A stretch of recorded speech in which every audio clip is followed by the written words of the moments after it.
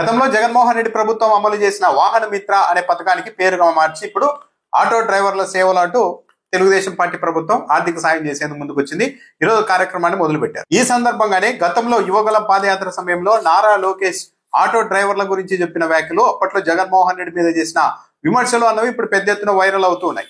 దాంతో పాటు ఈ రోజు లేటెస్ట్ గా నారా లోకేష్ ఆటో డ్రైవర్ల మౌత్ పబ్లిసిటీ కారణంగానే వైఎస్ఆర్ కాంగ్రెస్ పార్టీ వైనాట్ 175 అని చెప్తూ వచ్చి చివరకు 11 సీట్లకు పడిపోయిందని చెప్పారు. ఒకవేళ నిజంగానే ఆటో డ్రైవర్ల మౌత్ పబ్లిసిటీ ఆ స్థాయిలో పనిచేసి ఉంటే వైసీపీ 11 సీట్లకు పడిపోవడానికి ఆటో డ్రైవర్లు కూడా ఒక కారణం అయితే, ఇక ఇప్పుడు ఈ కూటమి ప్రభుత్వాన్ని ఎవరు కాపాడాలి అన్న ఒక చర్చ కూడా వస్తుంది. ఎందుకంటే ఆటో డ్రైవర్లు నిజంగా ఇప్పుడు సఫర్ అవుతున్నది ఈ ప్రభుత్వంలోనే. ఉచిత బస్సు సర్వీసులు వచ్చిన తర్వాత వాళ్ళకు ఉపాధి అనేది దాదాపు కనుమరుగైపోతుంది. రోజుకు 500 రూపాయలు చొప్పున ఆటో డ్రైవర్లు కోల్పోయే పరిస్థితి వచ్చింది. ఈ లెక్కను చూస్తే నెలకు 15,000 రూపాయలు ఆదాయాన్ని కోల్పోతున్నామని చాలా మంది ఆటో డ్రైవర్లు ఆందోళన వ్యక్తం చేస్తూ ఉన్నారు. అంటే ఇప్పుడు నారా లోకేష్ చెప్తున్నట్లు ఆటో డ్రైవర్లు మౌత్ పబ్లిసిటీ చేస్తే వైసీపీ హయాంలో చేసిన దానికి 11 సీట్లు వస్తే డైరెక్ట్ గా సఫర్ అవుతూ ఉచిత బస్ సర్వీస్ వల్ల నష్టపోతున్న ఆటో డ్రైవర్లు ఇప్పుడు మౌత్ పబ్లిసిటీ మొదలు పెడితే కూటమి ప్రభుత్వానికి ఇంకా ఎన్ని సీట్లు మిగులుతాయి అన్న ఒక చర్చ కూడా నడుస్తుంది. దాంతో పాటు 2,90,000 మందికి మేము ఒక్కొక్కరికి 15,000 రూపాయలు చొప్పున ఇస్తున్నామని కూటమి ప్రభుత్వం ఘనంగా చెప్తారు. కానీ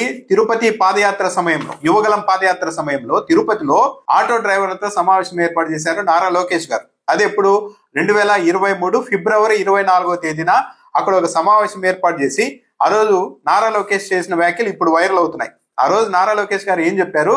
ఆటో డ్రైవర్లు కూడా జగన్మోహన్ రెడ్డి బాధితులే, జగన్మోహన్ రెడ్డి ఆటో డ్రైవర్లను కూడా మోసం చేశారు. రాష్ట్రంలో 13 లక్షల మంది ఆటోలు నడుపుతూ ఉంటే, ఆయన స్వయంగా చెప్పారు 13 లక్షల మంది ఆటోలు నడుపుతూ ఉంటే జగన్మోహన్ రెడ్డి వారిలో కేవలం 10% మందికి మాత్రమే వాహన మిత్ర ఇస్తూ మిగిలిన వాళ్ళందరినీ మోసం చేశారంటూ గతంలో మాట్లాడారు. 10% మందికి ఇచ్చాడు.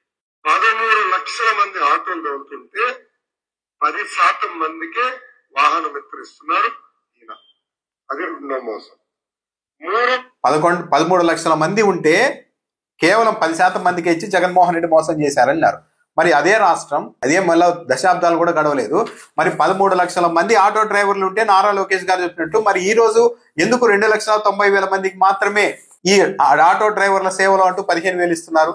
మిగిలిన ఆ 10 లక్షల మంది ఏమైపోయారు అన్న ప్రశ్న ఇప్పుడు నారా లోకేష్ కు ఎదురొస్తోంది.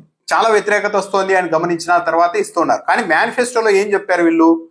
బ్యాడ్జ్ కలిగిన ప్రతి ఆటో డ్రైవర్ కు, టాక్సీ డ్రైవర్ కు, హెవీ లైసెన్స్ కలిగిన ప్రతి లారీ టిప్పర్ డ్రైవర్ కు ఏటా 15,000 రూపాయలు ఆర్థిక సాయం చేస్తామని డైరెక్ట్ గా మేనిఫెస్టోలో చెప్పారు. మరి ఈ రోజు టాక్సీ డ్రైవర్లు, హెవీ లైసెన్స్ ఉన్న లారీ డ్రైవర్లు, టిప్పర్ డ్రైవర్లు వీళ్ళందరూ ఏమయ్యారు?